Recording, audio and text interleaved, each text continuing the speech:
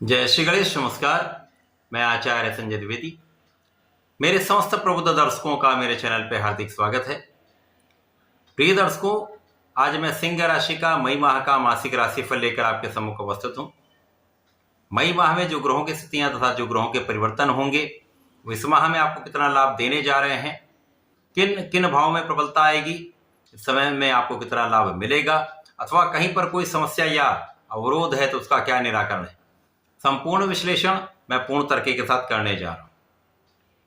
प्रिय दर्शकों, इस राशिफल को आप अपने लग्न तथा राशि दोनों के अनुसार देख सकते हैं। मई माह में जो ग्रहों की स्थितियां वो इस प्रकार होंगी। आपके लिए द्वितीय भाव में केतु का गोचर होगा। आपके लिए अष्टम भाव में 4 ग्रहों का योग चल रहा है, जहां पर राहु, शनि, शुक्र और बुध होंगे। नवम भाव में सूर्यदेव का गोचर चल रहा है जो लग्नेश है। आपके दसम भाव में गुरुदेव बृहस्पति का गोचर चल रहा है तथा द्वादश भाव में मंगल का गोचर चल रहा है जो अपनी नीच राशि में। इस माह में बुध पहला परिवर्तन करेंगे जब ये अष्टम भाव से निकलकर नवम भाव में जाएंगे, जहां पर भाग्य भाव में प्रबल रूप से बुधादित्य योग का निर्माण होगा। 13 मई को सूर्यदेव दसम भाव में जाएंगे, जहां पर सूर्य और गुरु का महासंयोजन बनेगा। 14 मई को गुरुदेव का गोचर आपके लाभ भाव में हो जाएगा तथा 18 मई को राहु और केतु स्थान परिवर्तन करेंगे। राहु आपके सप्तम भाव में जाएंगे, केतु आपके लग्न में जाएंगे। मई माह में जो ग्रहों की स्थितियां बन रही उसके अनुसार प्रारंभ से ही आपकी स्थिति अच्छी है। जब सूर्यदेव आपके भाग्य भाव में होकर जो भाग्य में निर्बलता आ रही इसको दूर कर रहे हैं, परिश्रम श्रेष्ठ कर रहे हैं, आपको महापराक्रमी बना रहे हैं, क्योंकि इस समय में आप स्वस्थ रहने वाले हैं। आपका तनाव कम रहेगा, आपकी स्वास्थ्य समस्याएं कम रहती हैं, आपका तनाव कम रहता है तो आप अपना संपूर्ण परिश्रम कर पाते हैं। तो आपकी स्थिति प्रारंभ से ही अच्छी रहने वाली है। जब सूर्यदेव का प्रभाव आपको लोगों का साथ भी दिलवाएगा, छोटे भाई बहनों का साथ मिलेगा, अच्छे मित्रों का साथ मिलता है तथा इस समय में आप अपना संपूर्ण प्रयास कर पाएंगे। भाग्य भाव के स्वामी का द्वादश भाव में होना तथा यहाँ पर ये अपनी नीच राशि में भी हैं। यद्यपि यहाँ पर आधे समय में इनका नीच भंग होगा, परंतु यहाँ पर अष्टम, षष्टम तथा द्वादश भाव, त्रिक भाव, जहाँ पर समस्त ग्रहों का प्रभाव निर्बल भी होता है, ये नीच राशि में भी होंगे। साथ ही साथ मंगल जब 12वें भाव में होते तो यहाँ पर मांगलिक दोष भी बन जाता है।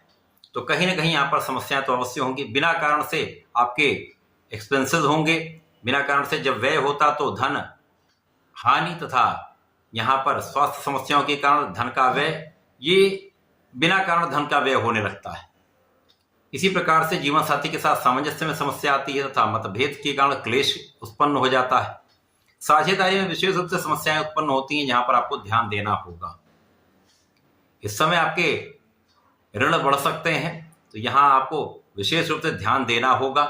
यहाँ पर ऋण लेने से अधिक समस्या आपको धन देने में है। यदि आप किसी को धन उधार दे देते हैं तो उस धन की वापसी का मार्ग अत्यंत कठिन है, और यदि आप उस धन को वापस पाना चाहते हैं तो उसके लिए आपको संघर्ष करना पड़ेगा। कहीं ना कहीं विवाद की संभावना बनी रहती है। बिना कारण से शत्रु बनते हैं, बिना कारण से विवाद होते हैं, जो आपके लिए समस्या का कारण भी बनते हैं तथा आपके लिए यहाँ पर व्यय उत्पन्न करते हैं। गुरुदेव की स्थिति अच्छी है, जिसके कारण आपका कार्यक्षेत्र निरंतर चलता रहेगा। अभी ढैया का प्रभाव प्रारंभ हुआ है, शनिदेव अभी उतने प्रबल नहीं है, परंतु यहाँ पर आपको अपने कार्यक्षेत्र में पूर्ण निष्ठा के साथ कार्य करना चाहिए, क्योंकि 2.5 वर्ष शनिदेव यहाँ पर आपके अष्टम भाव में रहेंगे, जिसके कारण कार्यक्षेत्र में अवरोध, विलंब तथा संघर्ष तीनों होगा। तो इस समय में आपको अपना कार्यक्षेत्र बहुत समझदारी से यहाँ पर आपको कार्य करना चाहिए, निष्ठा के साथ कार्य करना चाहिए, किसी प्रकार के अन्याय से बचना चाहिए। उच्चाधिकारियों के साथ सामंजस्य रखकर चलें। व्यापारी हैं तो यहाँ पर बड़े धन के इन्वेस्टमेंट से बचें। पूरा धन एक साथ इन्वेस्ट करने से बचेंगे तो समस्याएं कम होंगी, क्योंकि धन का जो मार्ग है वो एक अच्छे फ्लो में रहेगा, धन बाधित नहीं होगा। इस समय में शनिदेव का प्रभाव धन का मार्ग बढ़ाने वाला है, क्योंकि शनिदेव भी यहाँ पर विपरीत राजयोग में होंगे, जिसके कारण धन आपके पास निरंतर आएगा, परंतु धन का व्यय भी निरंतर होगा। तो धन को बचाने का प्रयास आपको करना चाहिए। यहाँ राहु को शनि का एक दुष्प्रभाव आपके अष्टम भाव में है, जिसके कारण स्वास्थ्य समस्याएं हो सकती हैं।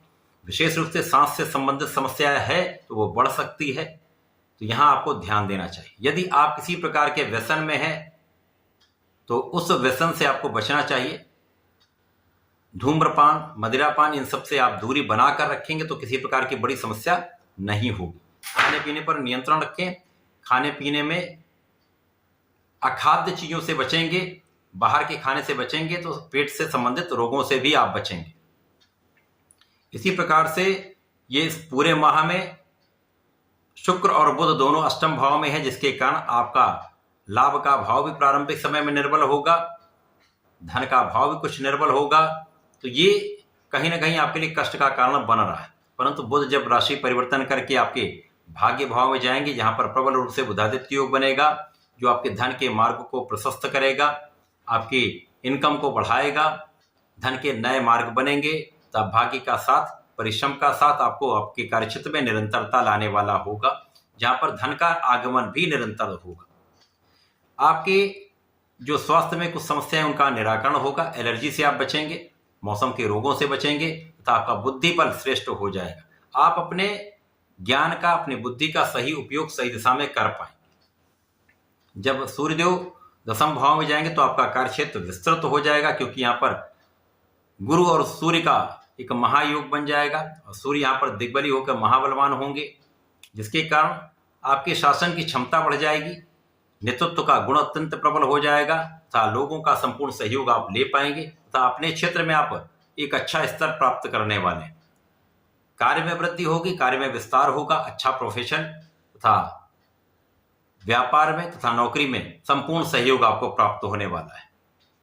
माता के सुखों में वृद्धि होगी, माता पिता का आशीर्वाद प्राप्त होगा तथा आपके सुख साधनों का आप संपूर्ण उपभोग कर पाएंगे। जैसे ही गुरु का राशि परिवर्तन हो जाएगा, गुरु आपके एक इनकम के हाउस में जाएंगे। यहाँ पर गुरु एक अच्छा प्रभाव देंगे, क्योंकि एकादश भाव एकमात्र ऐसा भाव जहां पर समस्त ग्रहों का प्रभाव अत्यंत सकारात्मक होता है। तो यहाँ आपको ज्ञान प्रदान करेंगे, जो जिसके कारक गुरुदेव बृहस्पति हैं। ज्ञान शिक्षा के कारक गुरुदेव बृहस्पति हैं। ये आपका अत्यंत विस्तृत भाव हो जाएगा। यहाँ पर आपके ज्ञान से, शिक्षा से आप संपूर्ण लाभ ले पाएंगे। यदि विद्यार्थी हैं तो आपको अच्छा परिणाम प्राप्त होगा, आपका बुद्धि बल श्रेष्ठ होगा, आपका ज्ञान का बल श्रेष्ठ होगा तथा यहाँ अच्छी संतान प्राप्ति का योग बनेगा। संतान सुख आपको प्राप्त होगा तथा आप अपने विवेक से निर्णय ले पाएंगे। आप बहुत विवेकशील रहने वाले।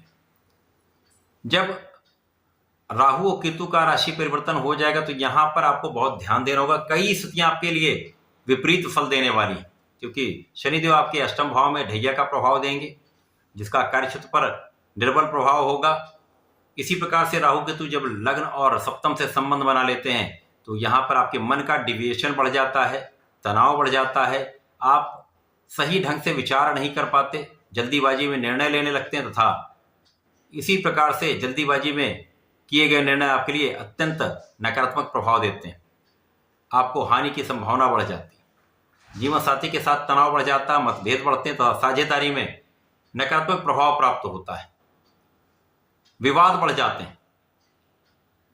तो यहां आपको बहुत संयम रखना चाहिए, बहुत धैर्य के साथ चलना चाहिए। मतभेदों से बचेंगे तथा विवादों से बचेंगे तो यह समय आपको एक अच्छा लाभ देने वाला होगा।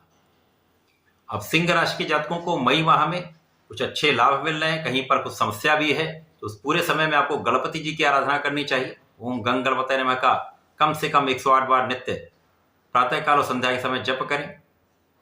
गणपति श्रोतम का पाठ करें, संकट दूर होंगे तथा हनुमान जी की पूजा करें तो विशेष लाभ आपको प्राप्त होगा। हनुमानाष्टक करें तथा बजरंगबाण का प्रत्येक शनिवार को 5 बार पाठ कर लें अथवा 7 बार पाठ करें तो आपके संकट दूर हो जाए। तो ऐसा करके इसका लाभ लें। धन्यवाद, नमस्कार।